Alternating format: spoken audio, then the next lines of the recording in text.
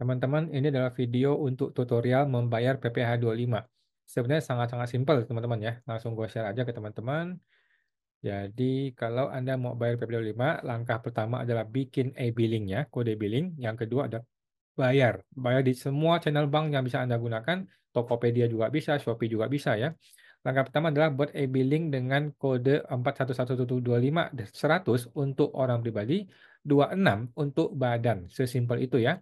Nah, kita langsung masuk aja di Cortex nih ya. cortexdjp.pajak.go.id. Masukin nomor NIK Anda, kemudian kata sandi Anda, kemudian masukkan ininya, captcha-nya, enter satu kali.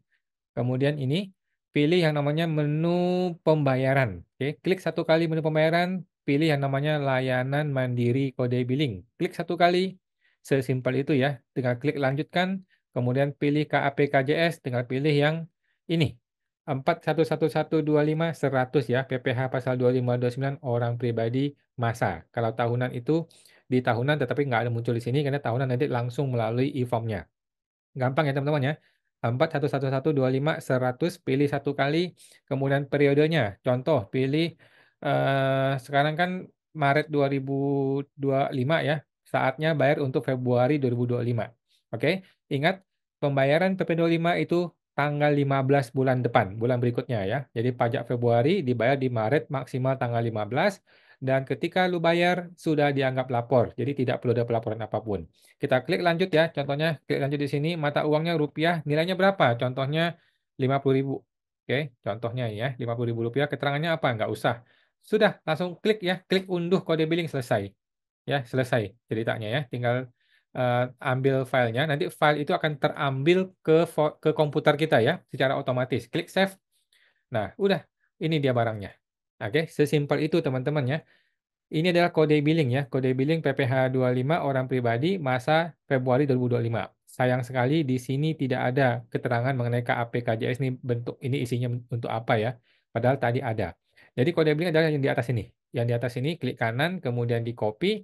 Teman-teman mau bayar di mana nih? Contohnya klik BCA ya, ibank.klik BCA, tinggal masuk aja login, kemudian pilih menu pembayaran. Klik menu pembayaran, kemudian pilih yang namanya penerimaan negara. Oke?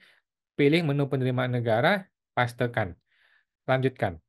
Selesai ya teman-teman ya. Bisa ya, tinggal masuk ke uh, apply satu. Setelah bayar, teman-teman harus klik cetak ya. Setelah bayar harus klik cetak supaya di situ ada BPN resmi, bukti penerimaan negara yang resmi. Oke? Sesimpel itu untuk bayar PPh 25, teman-teman ya. Di MyBCA juga bisa, di Tokopedia bisa, mungkin di Livin Mandiri dan sebagainya juga bisa ya. Via ATM juga bisa ya. Tinggal pilih penerimaan negara, masukkan kode billingnya. Oke, sekarang info mengenai PP 25 ya. Jadi banyak orang agak bingung nih ya. Di tahun pertama kita berpindah ke PPh umum, itu tidak usah bayar dahulu karena angkanya belum ada. Gitu teman-teman ya. Jadi banyak orang berpindah dari PPh final menjadi PPh umum, maka saatnya bayar PP 25 kan. Tetapi tahun pertama menggunakan PP umum itu tidak bayar dahulu. Kenapa?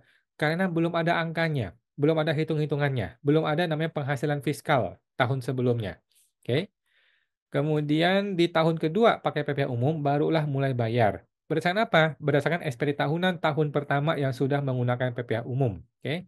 Rumus simpelnya PP25 adalah PPh fiskal ya. PPh fiskal tahun lalu dibagi 12. Oke.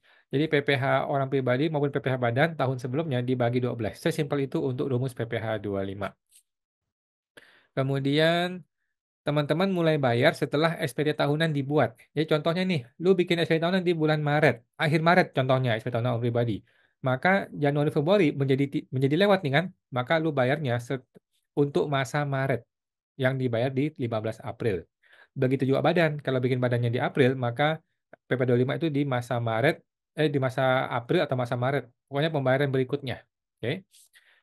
Nah, gimana dengan yang Januari atau Februari yang kita belum sesuai tahunan? Nah, itu harus dibayar angkanya sama dengan yang tahun lalu, yang Desember. Jadi PP25 itu berlaku sampai Januari, Februari, kemudian SPT tahunan, barulah ganti angka yang baru. Oke? Nah, banyak orang khawatir bahwa PP25 bisa membuat SPT menjadi LB. Jawabannya yes, dan itu nggak masalah ya. Solusinya, di tengah-tengah tahun nanti kita bisa buat surat permohonan pengurangan PP25 nanti bisa diturunkan. Gitu ya. Walaupun kadang-kadang belum tentu disetujui, tetapi Bisa ya, tidak bisa kita menggunakan alasan, "Takut LB ah, gue nggak mau bayar PP25," itu nggak bisa dilakukan ya, jangan begitu teman-teman ya. Nah, apakah wajib bayar PP25? Banyak orang khawatir juga. Menurut gua sangat disarankan teman-teman ya, tetapi nggak wajib ya. Jadi kalau penghasilannya rutin,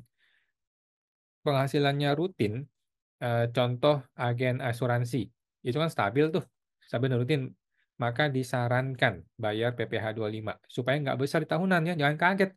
Kayak dokter, agen asuransi itu banyak sekali yang kaget di tahun 2024 ya. Nah, jika penghasilan sangat tidak rutin, nah, itu, boleh untuk tidak bayar bulanan, jadi hanya bayar SPT tahunan saja itu oke. Tetapi gua sendiri sebagai konsultan sangat-sangat menyarankan ya teman-teman untuk bayar PP25 itu rutin setiap bulan supaya lu nggak kaget di SPT tahunan, gitu teman-teman ya. Jadi silakan dilakukan kalau mau. Gimana kalau tahun pertama gua pakai PPh umum yang seharusnya belum perlu bayar, tetapi gua mau bayar? Jawabannya boleh, teman-teman, yang boleh-boleh saja ya.